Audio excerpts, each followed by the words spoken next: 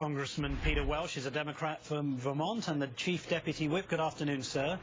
Good afternoon. In what I see as a remarkable display of arrogance and complacency, the Senate isn't even planning to vote on this college loan legislation until after yet another recess next week. We've got high school seniors getting their acceptance letters all over the country at this very moment. How can they possibly know which school to attend when they have no idea if they'll be able to pay for it? Well, they can't. And, you know, Martin, I've had parents come up to me in Vermont. This issue is just huge for them. They're sitting around the kitchen table trying to figure out how to put the money together, to put the grants together, borrow the money to be able to go to college. And it's a very relevant decision for most American families what the cost will be. And these grants are really critical, and the interest rate question has to be resolved yesterday. Yeah, right. Well, Speaker Boehner today was asked for his ideas on the student loan program, and he used the opportunity to take a shot at you and your party. Listen to this. Our members are talking about the student loan problem was created by Democrats and trying to find a responsible way to fix it. Given that it was Democratic Congressman George Miller from California who came up with the current loan system in a bill that was passed under President George W. Bush, what is Speaker Boehner talking about?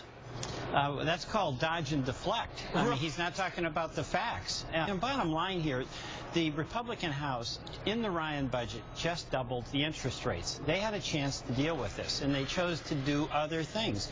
Lower taxes for millionaires. They did that in that budget. Increased spending for the Pentagon. They did that in that budget. So this is a very explicit decision, and it really is starting to unpeel what the Ryan budget is all about. And essentially, it is just giving up on the middle class and embracing fully this ideology that if you make the rich richer, that somehow is going to make all of us more prosperous.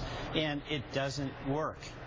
Well, and it also doesn't work if you undermine the prospects of education for everybody else.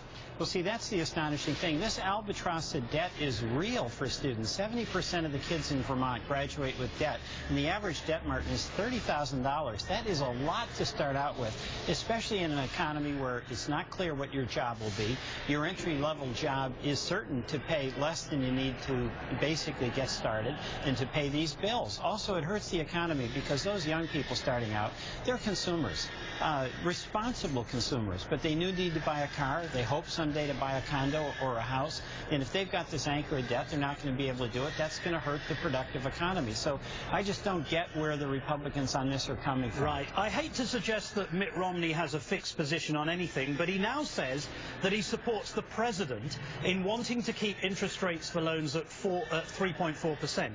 But how does that square with his performance as governor of Massachusetts, where the costs went up 63% and he slashed state college budgets by 14%?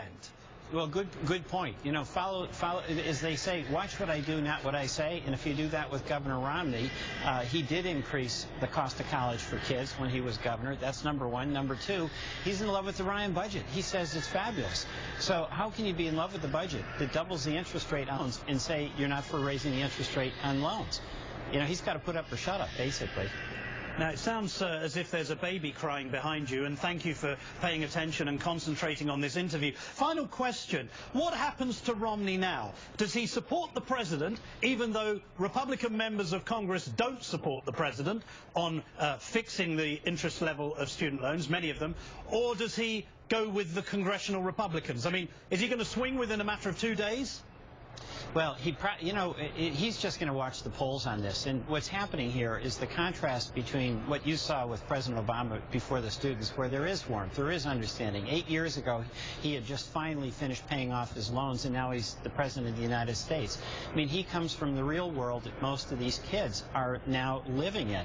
Governor Romney has different circumstances. So if he's serious about supporting the president's position on student loans, then he's got to get tough with Mr. Boehner and the Republicans and tell him, hey, I'm serious. You guys have got to fix this. I haven't heard that. He's given a soundbite, but he hasn't taken action. I think we'll be waiting for some time for that, sir. Congressman Peter Welch from Vermont, as ever, thank you for joining us. Thank you. Next, double dip